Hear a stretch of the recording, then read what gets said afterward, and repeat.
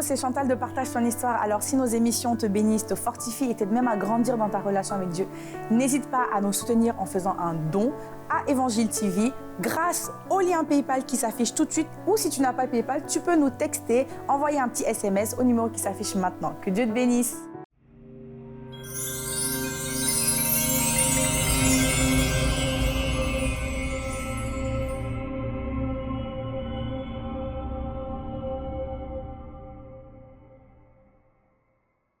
Bonjour et bienvenue dans notre émission Partage ton histoire.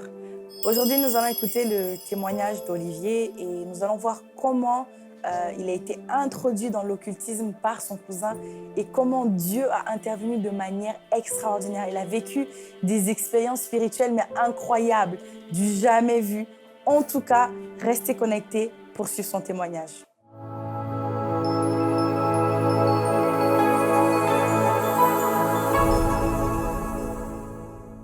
Bonjour Olivier. Bonjour Chantal. Bienvenue dans Partage ton histoire. Merci. Aujourd'hui, tu as un témoignage à nous raconter de comment Dieu a intervenu de manière incroyable dans ta vie. Je vais te laisser la parole pour que tu puisses nous raconter ton témoignage. D'accord. Alors, pour commencer, au départ, comment ça s'est passé? Alors, il faut savoir que mes parents étaient ici, en France, métropolitaine, et qu'ils ont décidé de rentrer donc au pays. Au pays, c'est-à-dire en Guyane? En Guyane, voilà. On était déjà 4 enfants, petits. Et donc, quand mes parents sont rentrés, on a été chez ma tante, puisqu'ils n'avaient pas encore de maison, d'appartement et tout. Et ma tante avait 3 enfants. Donc, ça faisait, en tout, on était 7 enfants. 7, waouh! Donc, voilà, tu imagines que 7 enfants, on a fait énormément de bêtises. J'imagine, oui. Et parmi ces 7 enfants, il y a mon cousin, c'était le plus grand. 3 ans de plus que moi. Et donc, mon cousin avait beaucoup d'influence sur nous, et notamment sur moi. Et si tu veux, c'est un petit peu dans ce contexte que, voilà, je ne vais pas dire que j'adulais mon cousin, mais tout ce que j'avais envie de faire, je voulais le partager avec mon cousin. Et mon cousin nous donnait énormément de conseils. Des conseils, que ce soit quand on était gamin, on faisait plein de bêtises, on faisait la guerre de roches, comme on appelait. C'est-à-dire qu'on allait dans les quartiers lancer des cailloux, on faisait des trucs, des bêtises. Et en fait, mon cousin donc, a eu une grande influence sur moi. Et en grandissant, donc, j'allais souvent le voir. Il habitait encore chez ma tante, on était encore des ados. Et j'allais souvent voir mon cousin pour des conseils, voilà. Quand j'ai eu ma première copine, il fallait que j'aille voir mon cousin pour qu'il m'explique un peu comment ça marche et tout. Et c'est un peu comme ça que, voilà, j'ai grandi. Et puis, ce qui s'est passé, c'est qu'un jour, j'allais souvent le voir, et un jour, je vais voir mon cousin, et je suis interpellé parce que je rentre dans sa chambre, et il a une marmite dans sa chambre, et il est en train de tourner comme s'il fait à manger et tout. Tu avais quel âge à ce moment? Là, je pense que j'avais 15 ans. D'accord. Et je lui ai dit, mais tu fais quoi? Tu fais à manger dans ta chambre et tout. J'étais étonné. Et je m'approche et je regarde dans la marmite, et je vois dans la marmite des balles de fusil, du plomb, du verre brisé, donc des verres de bouteilles brisés. Et dans une mixture un peu bizarre, verte et tout. Je vois des lames de rasoir, je vois des lames de couteau, il y avait plein de trucs bizarres. Et il est en train de remuer ça. Et tout. Et je lui dis, mais tu fais quoi? Il m'a dit, oh non, t'inquiète. Ça m'avait interpellé, mais je ne savais pas ce qu'il faisait. Et quelques semaines après, ou peut-être quelques mois, je ne me rappelle plus, je reviens le voir. Et c'est ce jour-là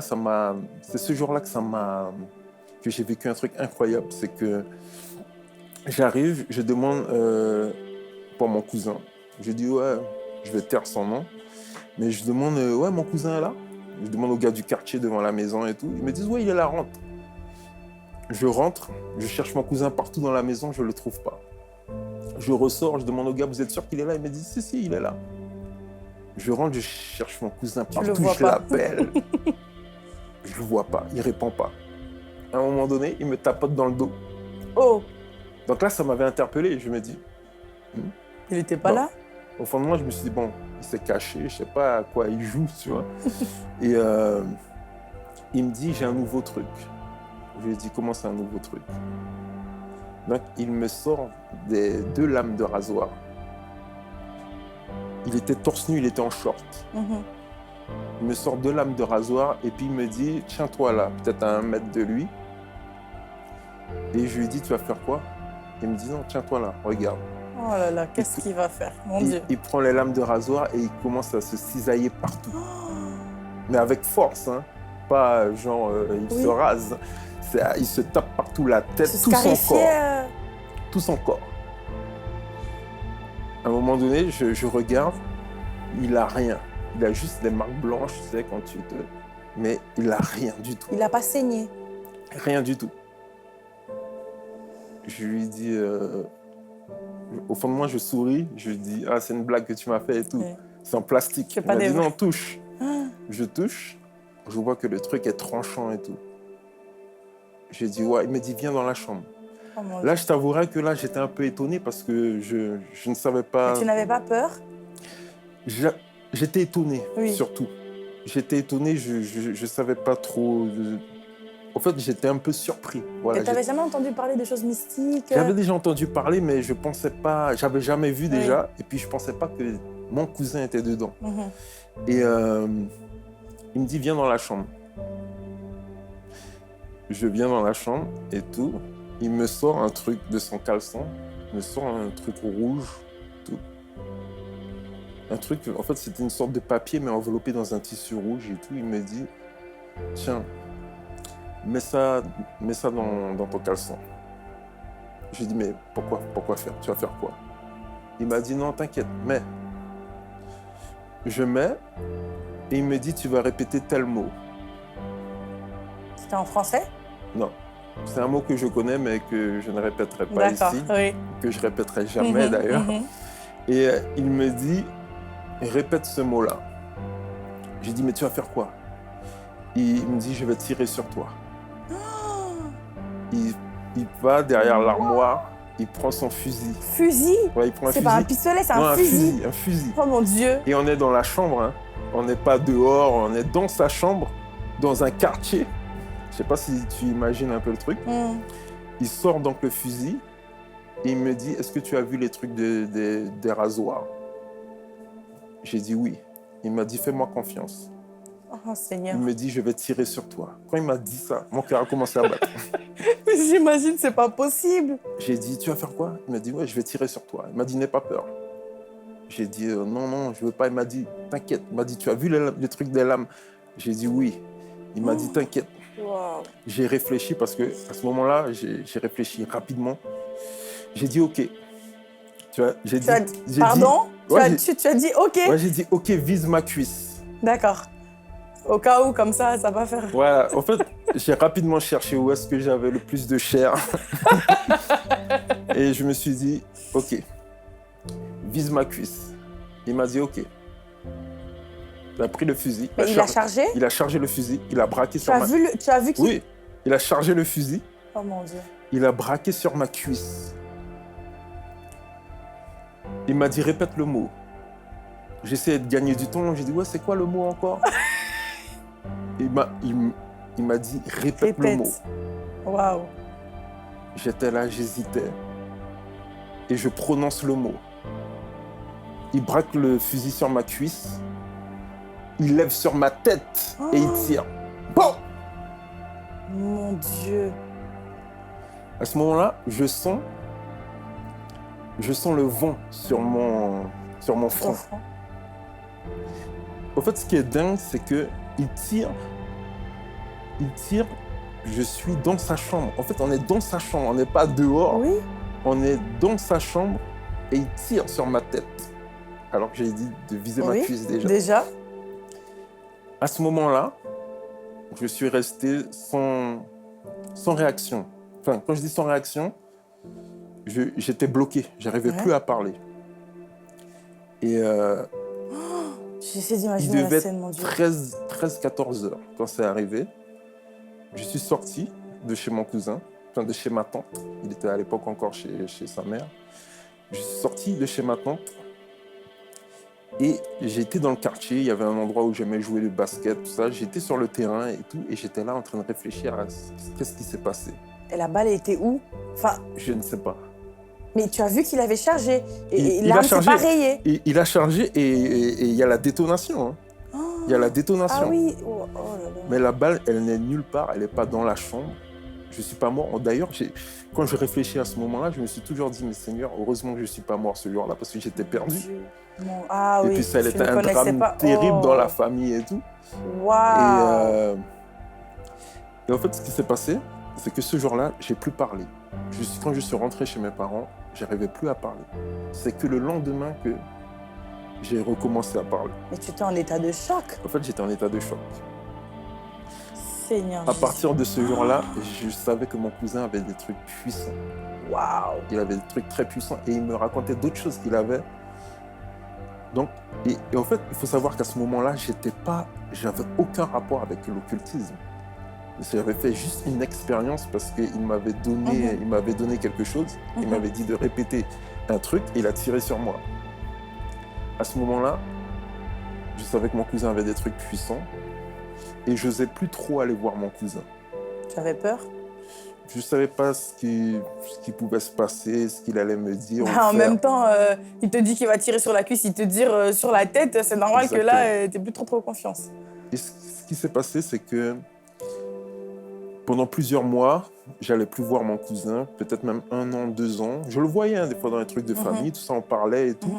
Mais tous les deux, tout seuls, et surtout parler de ce qui s'était passé, jusqu'à aujourd'hui, hein, ça fait des années. Vous n'en avez plus parlé? Je n'ai jamais parlé avec lui. Il sait que je suis chrétien. Il ne sait pas comment je suis sorti de là. Justement, je vais raconter maintenant comment j'en suis arrivé à prendre les trucs qu'il avait. Mais lui, jusqu'à aujourd'hui, il ne sait pas comment je m'en suis sorti. Parce qu'il faut savoir que, en fait, ce qui s'est passé, c'est qu'un jour, au lycée, un jour, je me suis battu avec un gars. Et je me battais souvent au lycée. Hein. Mais ce jour-là, c'était particulier parce que le gars, il m'avait tapé et tout. Je voyais plus que d'un œil, tout ça. Et je me rappelle que mon cousin habitait pas loin de ce lycée. Et avant de rentrer chez moi, j'étais passé voir mon cousin. Et quand mon cousin a vu mon état, il m'a dit « Ouais, qui t'a fait ça ?» et tout. Et comme je sais que mon cousin, il avait des trucs et tout, j'ai dit « Non, t'occupe pas et tout. » Il m'a dit « Non, dis-moi qui t'a fait ça. » Et je ne voulais pas lui dire. Parce que je savais que si je lui disais, il aurait été capable d'aller voir la personne et tout. Donc, j'ai rien dit à mon cousin. Il m'a dit « Écoute, passe me voir dans 1 semaine. » Effectivement, 1 semaine après, je suis passé voir mon cousin. Il m'a dit « Écoute, j'ai quelque chose pour toi. » J'ai dit, c'est quoi?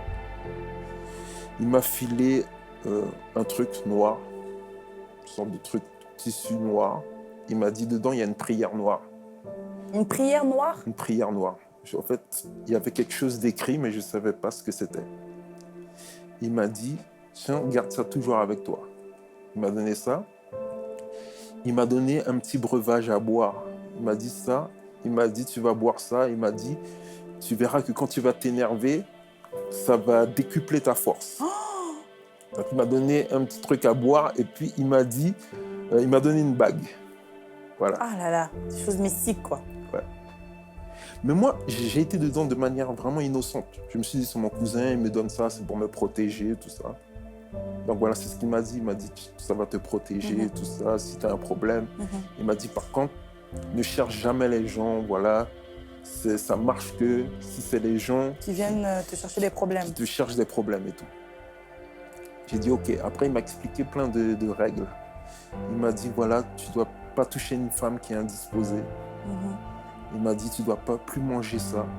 Il m'a dit de l'ail, tout ça, repas avec de l'ail, il faut éviter. En fait, il y avait tout un tas de règles. Ouais. Il m'a dit si tu touches ces choses-là, tu vas perdre un peu de ta force. Tu vas perdre de la puissance. Tu vas perdre de la puissance, la force. Donc, ok, j'ai commencé à prendre donc, les trucs et je suis rentré. Un jour, j'étais justement une expérience que j'ai faite avec la bague. Il m'a dit, ouais, tu peux parler à la bague. Tu peux parler à la bague? Ouais, il m'a dit, tu peux parler à la bague, tu peux lui demander des choses et tout. Et un jour, j'étais sur le balcon, j'ai dit, je vais parler voir, je vais demander quelque chose. Et j'étais là et une idée me dit, demande, il y avait un an. Un nom à la bague? Ouais, il y avait un an. D'accord. De me soulever. Te soulever pour Ouais, que tu l'évites? Ouais, j'ai dit, je vais demander de me soulever. Et j'étais là sur le balcon et j'attendais. Et à un moment donné, je vois... En fait, je m'attendais à être levé debout comme ça. Oui. Et à un moment donné, je vois que je commence à pencher de plus en plus. Je commence à me pencher, à me pencher, Et à tes me pieds, ils pencher. ont décollé du sol? À me pencher, justement. J'y viens. Je commence à me pencher et à un moment donné, je commence à avoir peur. Pourquoi? Parce que j'étais sur le balcon et je me suis Tu te dis, dit... il ne faut pas que tu passes par-dessus. Exactement. Je me suis dit, mais si je tombe et tout, Waouh. et j'ai arrêté. Et ce que je faisais souvent, c'est que la bague, des fois, je la mettais à une chaîne Oui. et je disais, tourne. Et ça tournait, comme ça. Sans aucune action de ta part. Rien. Et j'ai compris que mon cousin m'avait donné des trucs puissants, tu vois. Et j'étais là avec ça et tout se passait bien, il n'y avait pas de souci. Un jour, j'étais chez ma voisine. Puis, pour ceux qui me connaissent, je suis un peu tactile, très tactile. Et j'étais là, je parlais avec ma voisine et tout. On était à table. Et puis, à un moment donné, voilà, ma main est sur sa main et tout. Voilà, on parle, mais Oui, en même temps, oui. je la touche. J'étais pas chrétien. Oui, pas de souci, personne ne te juge. Et quand je la touche, je me sens bizarre. Je sens quelque chose qui me traverse et je me sens faible, je perds de la force. Et je me dis, waouh, qu'est-ce qui m'arrive? Et là, elle me dit, est-ce que tu es monté? En fait, les gens chez nous, quand on dit les gens qui sont montés, c'est les gens qui ont touché des trucs occultes. Oui. Là, c'est elle qui me le dit, hein. C'est pas moi qui lui dis que j'ai quelque chose. Mhm. Elle me pose la question, elle me dit, ouais, est-ce que tu es monté? J'ai dit, oui, comment tu le sais? Elle me dit, je suis indisposée. Elle me dit, je ne dois pas te toucher et tout. Elle était dans ça aussi? Alors, justement, j'étais surpris. Je dis, mais comment tu connais ces choses-là et tout? Elle me dit, oui, mais moi, je suis quelqu'un du fleuve. Chez nous, les gens du fleuve, c'est les gens qui habitent près du fleuve, qui sont dans la forêt. Waouh!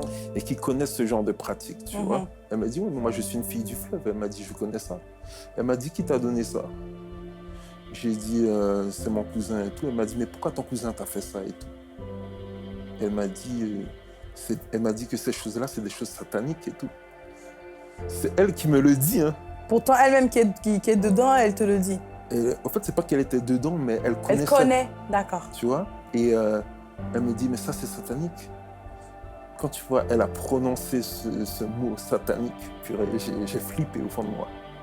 J'ai dit, comment ça, satanique?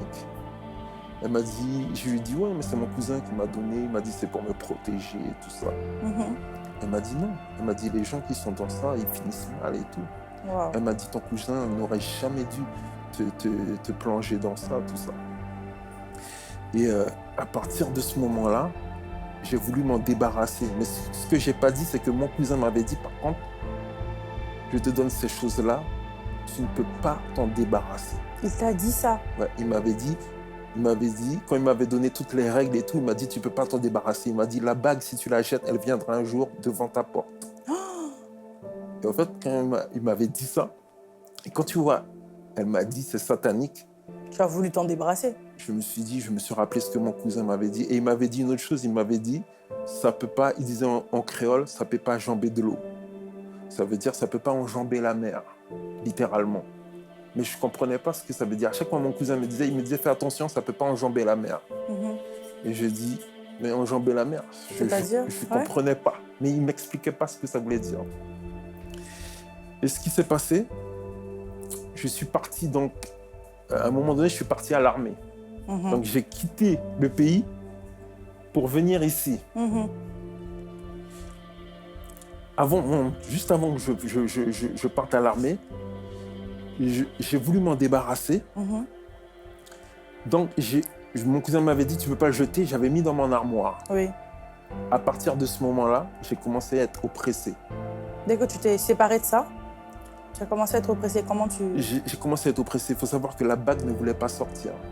C'est-à-dire que la bague a commencé à chauffer dans mon doigt. A Wow. commencé à devenir rouge. J'ai forcé, je ne voulais pas sortir. Wow. J'ai forcé jusqu'à ce que j'ai réussisse à l'enlever. Et j'ai mis dans mon armoire, j'ai pris la prière noire, j'ai mis dans mon armoire. Et je ne voulais plus y toucher. À partir de ce moment, le premier soir, quand j'ai été dormir, j'ai fait un rêve satanique. Mais c'est ça, mon Dieu. Une oppression démoniaque. Et tous les jours, ça empirait. Ça empirait. Je me souviens d'un jour, j'ai été sur le terrain de basket et les gens m'ont dit « Olivier, ça va ?»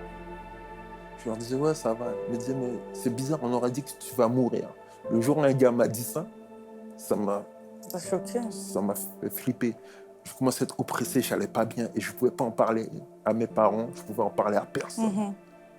J'étais là, je n'allais pas bien. Et justement, le temps de l'armée est arrivé. Je suis donc parti. Et quand je suis parti, j'allais bien. C'est-à-dire, quand je suis arrivé ici, plus d'oppression. J'étais bien, j'avais même oublié ce problème. Ouais. J'étais bien. Ton cousin, il était resté, il était resté au pays. Ok, le temps d'armée passe et tout. Combien de temps à peu près? J'ai commencé ici et j'ai fini en Guyane. Donc, tant que j'étais ici, tout allait bien. Ça allait bien. Et je me rappelle, j'avais même oublié ce problème. Je me rappelle que le jour où l'avion a atterri en Guyane, lorsqu'on a atterri de nouveau, à peine j'ai ouvert les portes de l'avion sont ouvertes, je suis sorti. Toutes les oppressions sont venues. Non. Waouh. C'est là que j'ai compris ce que mon cousin me disait. Ça ne peut pas aller au-delà de l'océan. C'est-à-dire que, et maintenant, en tant que chrétien, je comprends. C'est-à-dire que c'était des principautés. Par rapport au pays et là où tu étais, dans la localité. Voilà, par rapport au territoire où j'étais. Et ça ne pouvait pas aller fonctionner de l'autre côté. C'était bizarre. C'était bizarre. Et les oppressions sont revenues. Mais entre-temps, quand j'étais ici, il y avait un chrétien dans l'armée. Oh, cher chrétien, alléluia. Il me parlait tout le temps de Jésus.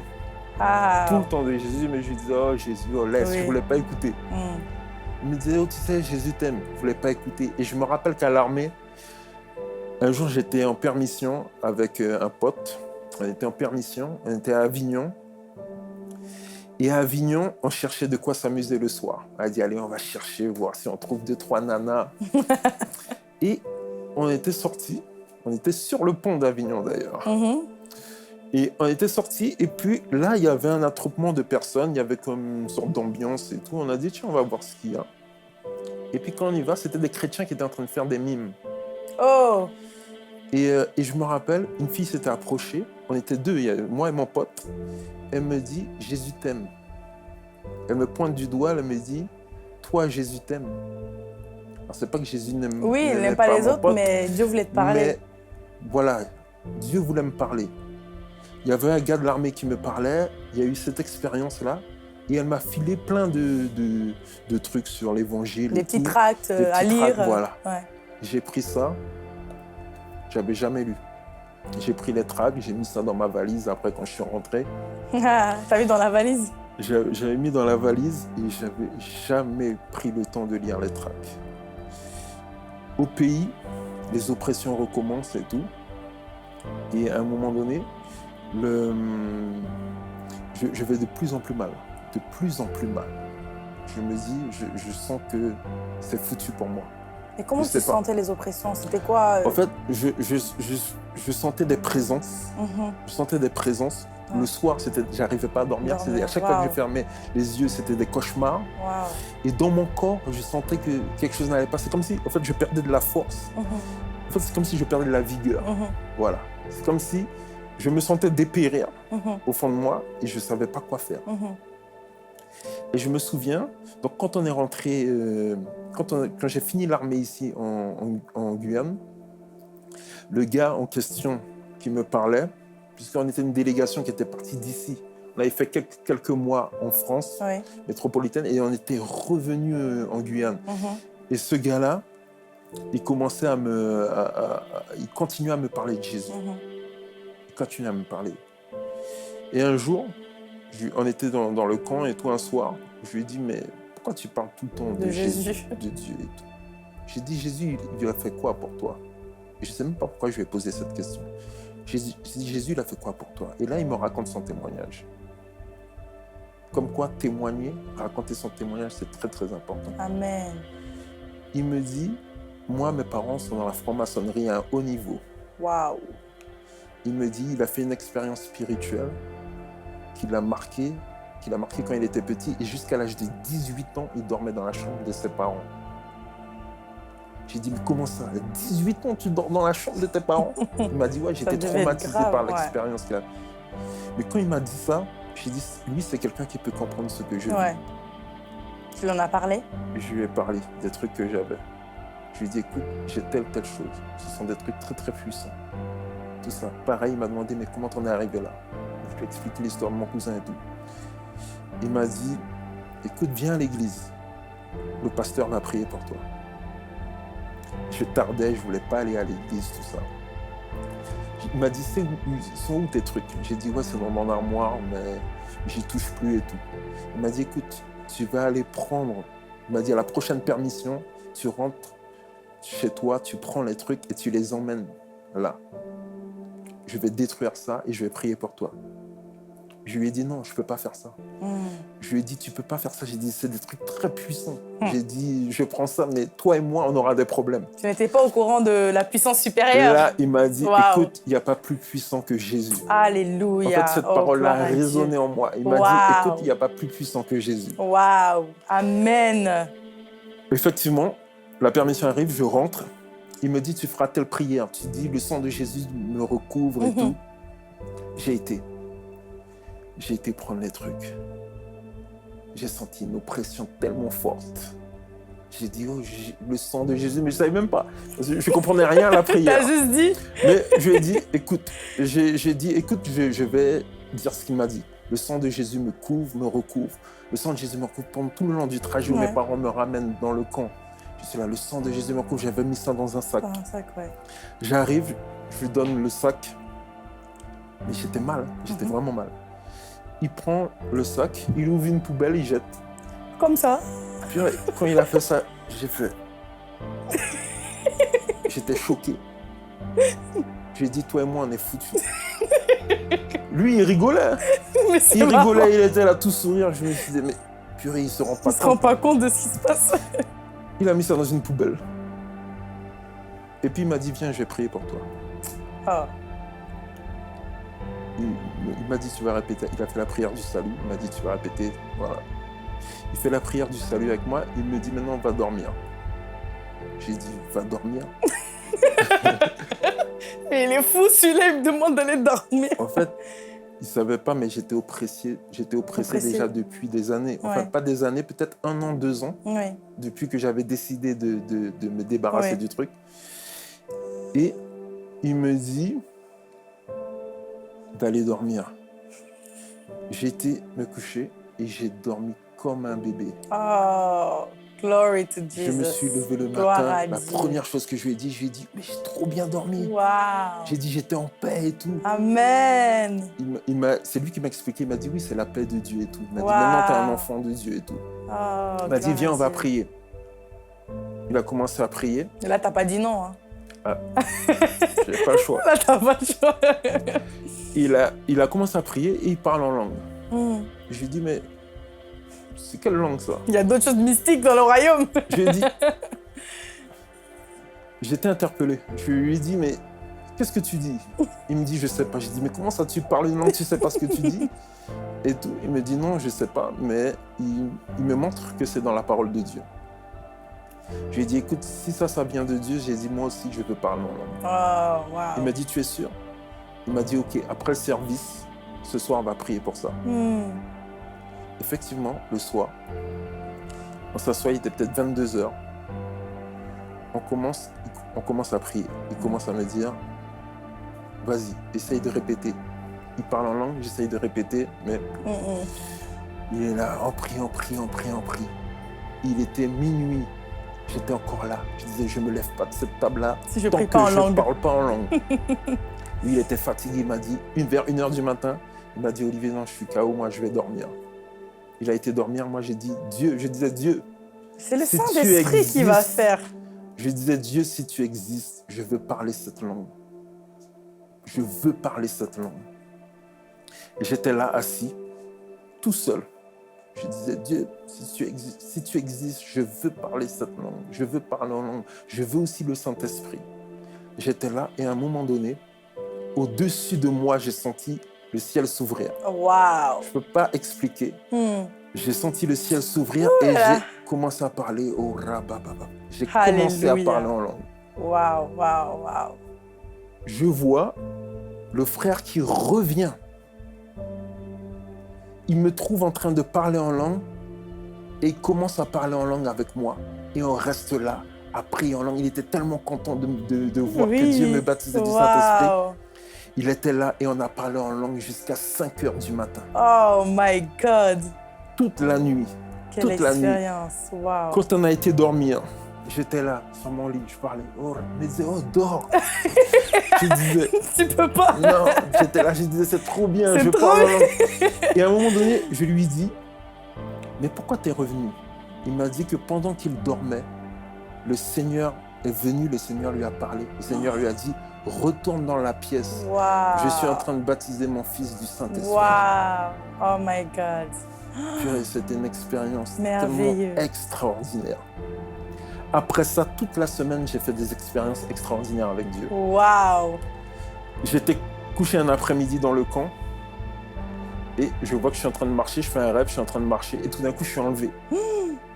Et je regarde, plein de personnes sont dans le ciel, plein de personnes sont dans le ciel et je regarde, je vois le Seigneur. Wow, wow, wow! Je me réveille et il y avait des gens dans la pièce, dans le camp où on était, il y avait plusieurs lits. C'était un après-midi. Ils me disent, ouais, Jean-Baptiste. Ils m'appelaient par mon nom de famille. Ouais. Ils me disent, ça va? Je suis surpris, je leur dis, ouais, ça va. Ils me disent, mais depuis tout à l'heure, tu es en train de rigoler comme ça dans ton sommeil. J'ai dit, sérieux, j'étais en train de rire. Ils m'ont dit, oui, mais tu es en train de rire aux éclats dans ton sommeil et tout. Quand ils m'ont dit ça, je leur ai dit, les gars, donnez votre vie à Christ. Oh. Ils m'ont regardé, ils m'ont dit, il est vraiment fou. Il est fou celui-là.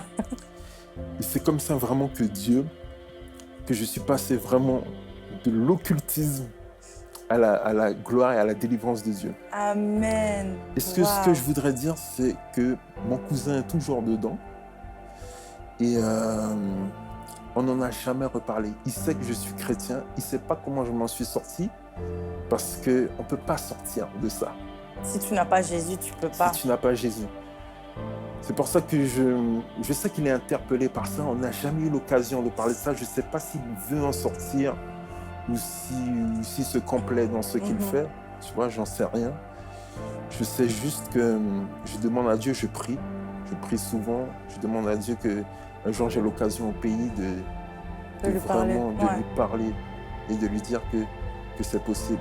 Je sais qu'il souffre beaucoup.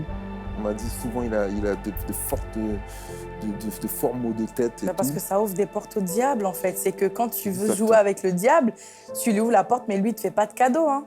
Exactement, et j'espère vraiment qu'il va se convertir. Lui, il a vraiment beaucoup de choses à raconter. Il va se convertir, on le croit, au nom de Jésus. Merci beaucoup, Olivier, pour ce témoignage.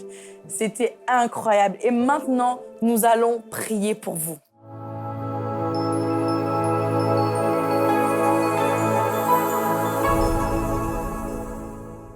On va prier pour vous, chers téléspectateurs. Si vous êtes aussi dans l'occultisme, si vous avez déjà touché à ces choses, sachez que Jésus est capable de vous délivrer maintenant.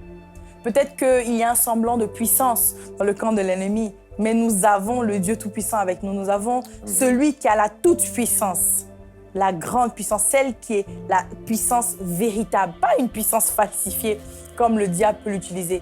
Nous allons prier pour vous, pour que vous puissiez être libre. Prenez la décision maintenant. Même si c'est tout ce qui est médium, ça fait partie, toutes ces choses-là font partie du camp du diable, de l'ennemi. Vous devez vous repentir et décider de marcher dans la vérité. Cette puissance, même peut-être que vous recherchez, c'est Dieu qui peut réellement vous la donner en étant dans la vérité. Prenez tous vos livres de magie, prenez tous vos accessoires que des marabouts ou autres vous ont donnés. Posez-les là devant vous. Nous allons prier maintenant que Dieu puisse vous délivrer, que le Saint-Esprit puisse agir puissamment maintenant. Alléluia, nous allons prier. Père éternel, je te bénis, Seigneur, pour toutes ces personnes qui nous regardent. Seigneur, nous venons prendre autorité au nom de Jésus. Et nous chassons maintenant tout esprit qui a été mandaté dans leur vie pour détruire leur vie, Seigneur, par l'occultisme. Nous anéantissons maintenant, nous neutralisons au nom de Jésus toute puissance démoniaque, maintenant au nom puissant de Jésus. Nous déclarons le sang de Jésus sur leur vie, qu'ils soient totalement libres maintenant au nom de Jésus.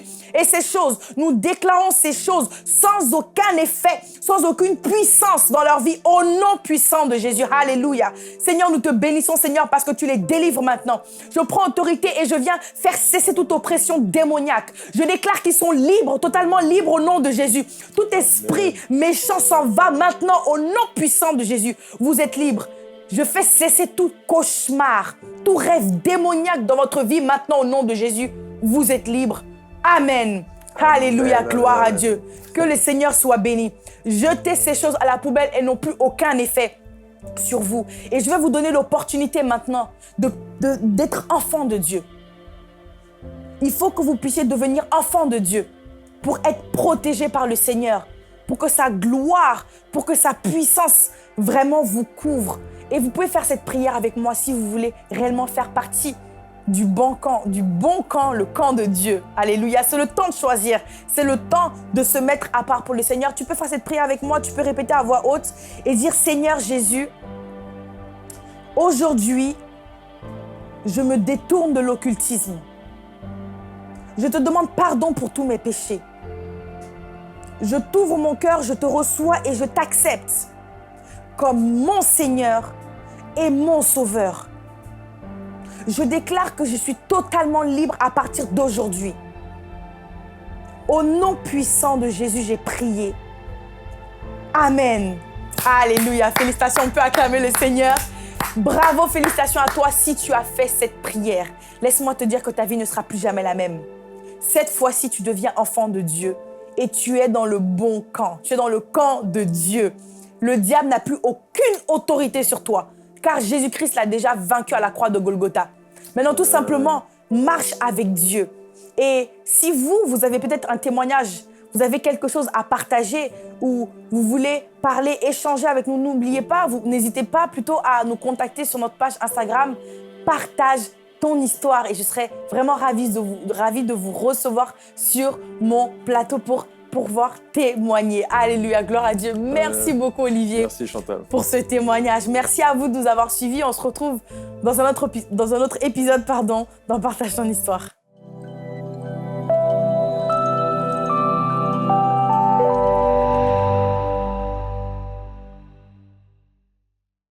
Hello, c'est Chantal de Partage ton histoire. Alors, si nos émissions te bénissent, te fortifient et t'aident même à grandir dans ta relation avec Dieu, n'hésite pas à nous soutenir en faisant un don à Évangile TV grâce au lien PayPal qui s'affiche tout de suite. Ou si tu n'as pas PayPal, tu peux nous texter, envoyer un petit SMS au numéro qui s'affiche maintenant. Que Dieu te bénisse.